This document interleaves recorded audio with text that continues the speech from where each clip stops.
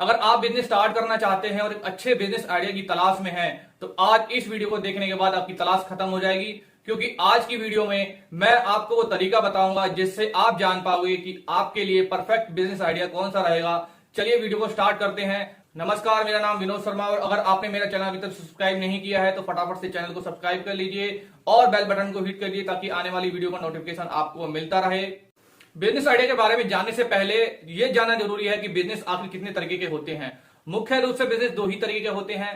पहला होता है मैन्युफैक्चरिंग मॉडल और दूसरा होता है franchisee, dealer, distributor, retailer model. आइए सबसे पहले जानते हैं कि दोनों बिजनेस मॉडल में फर्क क्या होता है। सबसे पहले हम बात करेंगे मैन्युफैक्चरिंग मॉडल के बारे में। आखिर मैन्युफैक्चरिंग मॉडल में क्या होता है। मैन्युफैक्चरिंग मॉडल में आपको सबसे पहले एक प्रोडक्ट बनाना होता है और उस प्रोडक्ट को बनाने के लिए आपको एक बहुत बड़ी जगह चाहिए होती है जहां पर आप अपनी कंपनी की बिल्डिंग खड़ी करते हैं, अपनी कंपनी की ऑफिस बनाते हैं। उसके बाद आपको उस प्रोडक्ट को बनाने के लिए आपको मशीनें खरीदनी पड़ती हैं, एक अच्छी टीम डेवलप करनी होती है, आपको टेक्नोलॉजी की जरूरत पड़ती है।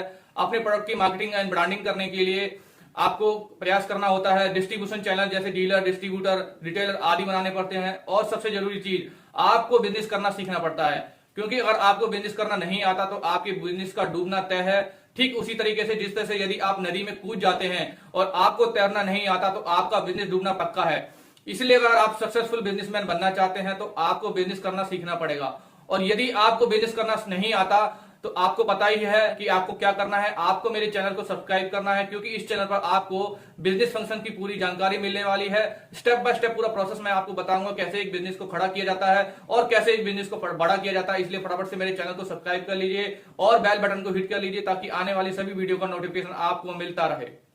अब बात करते हैं franchisee, dealer, distributor, retailer model आदि के बारे में। आप बड़ी इन्वेस्टमेंट नहीं कर सकते और ज्यादा रिस्क नहीं लेना चाहते तो मैन्युफैक्चरिंग मॉडल आपके लिए सही नहीं है। फिर आप किसी कंपनी की फ्रेंचाइजी, डीलर, डिस्ट्रीब्यूटर या रिटेलर बन जाइए क्योंकि इस मॉडल में आपको प्रोडक्ट बना बनाया मिलता है। ब्रांडिंग कंपनी अपनी तरफ से करती ही है, इसीलिए आपकी मार्केटिंग कॉस्ट भी बहुत कम हो जाती है, बहुत आपकी बचत हो जाती है और छोटी टीम से ही आपका काम चल जाता है। सबसे अच्छी बात यह है कि मैन्युफैक्चरिंग प्लांट लगाने की कंपैरिजन में इस मॉडल में आपकी इन्वेस्टमेंट बहुत ही कम रहती है और आपका रिस्क भी बहुत ही कम हो जाता है।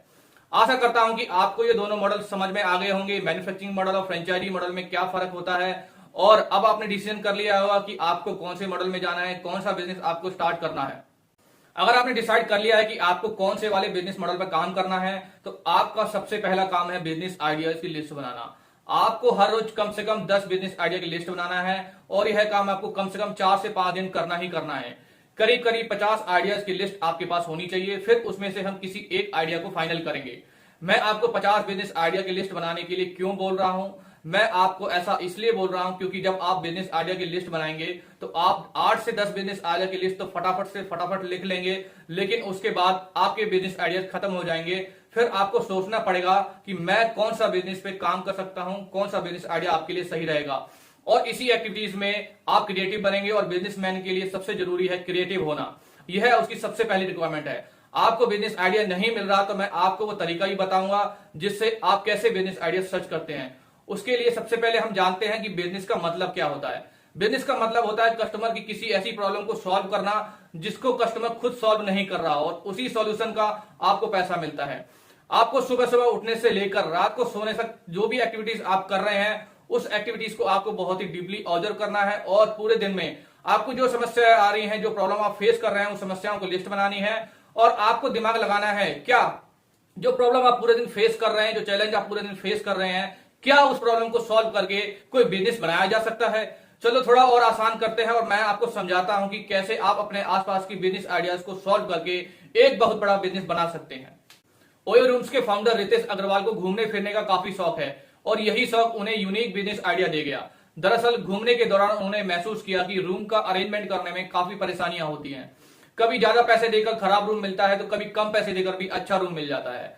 बस यही से उनके दिमाग में एक अनूठे बिजनेस आइडिया ने जन्म लिया और उन्होंने ओयो रूम्स के रूप में एक सक्सेसफुल कंपनी खड़ी कर दी। इसी तरह जोमेटो शुरू करने का आइडिया दीपेंद्र गोयल को आया। दरअसल हुआ यह है कि एक दिन वे अपने दफ्तर की कैंटीन में खाने के मेन्यू का इंतजार कर रहे थे। इसमें बहुत ही समय लग गया। इसके बाद जब उनके पास खाने के मेन्यू आया तो उन्होंने उसको स्कैन करके इंटरनेट पर डाल दिया। इसके बाद उन्हें एक आइडिया आया क्यों ना एक ऐसी वेबसाइट बनाई जाए जहां पर शहर के सभी रेस्टोरेंट का मेन्यू हो और लोग घर बैठे ही अपना खाना ऑर्डर कर सके। उस वक्त उन्होंने एक रेस्टोरेंट और फूड लिस्टिंग वेबसाइट के रूप में एक कंपनी की शुरुआत करी जिसे फूडीबे कहा जाता था। फूडीबे.com को मिल रही सफलता के बाद दीपेंद्र गोयल को आत्मविश्वास मिला और उसके बाद उन्होंने फूडीबे को जोमेटो में बदल दिया। ओला की शुरुआत भी ऐसे ही हुई थी। ओला से पहले टैक्सी वाले खूब मनमानी किया करते थे और मनचाहा पैसा चार्ज किया करते थे और इसी प्रॉब्लम का सामना ओला के सीईओ भाविश अग्रवाल को भी करना पड़ा। ओला के सीईओ भाविश अग्रवाल एक दिन बांदीपुर से लेकर बेंगलुरु जाने के लिए टैक्सी किराए पे ली, लेकिन ड्राइवर ने बीच रास्ते पे ही ज्यादा किराए की मांग पर अड़ गया और ज्यादा किराया ना देने पर उन्होंने भाविश जी को बीच रास्ते में ही छोड़कर चला गया और उसका परिणाम आज हम सभी के सामने है। आज इंडिया में टैक्सी का मतलब है ओला। आपको भी यही काम करना है। आपको लिस्ट बनानी है उन प्रॉब्लम्स की जिनको आप रोजमर्रा के जीवन में फेस करते हैं। 4 से 5 दिन आपको यही काम करना है। आप हर रोज कम से कम 10 बिजनेस आइडिया की लिस्ट बनाइए और जब आपके पास 40 से 50 आइडियाज आ जाएंगे उसके बाद हम जानेंगे कि वो कौन सा बिजनेस आइडिया होगा जो आपको करोड़पति बना सकता है। और ये हम जानेंगे स्टार्टअप बिजनेस सीरीज की नेक्स्ट वीडियो में। और अगली वीडियो हम यह भी जानेंगे कि वो कौन से 3 सेक्टर हैं जिसमें आने वाले टाइम में अनलिमिटेड ग्रोथ है। और अगर आप चाहते हैं कि नेक्स्ट वीडियो आपसे मिस ना हो तो फटाफट से मेरे चैनल को सब्सक्राइब कर लीजिए और बेल बटन को जरूर हिट कीजिए ताकि आने वाली वीडियो का नोटिफिकेशन आपको मिलता रहे और आपसे कोई वीडियो मिस ना हो। वीडियो को एंड तक ध्यानपूर्वक देखने के लिए आप सभी का दिल की गहराइयों से बहुत बहुत धन्यवाद।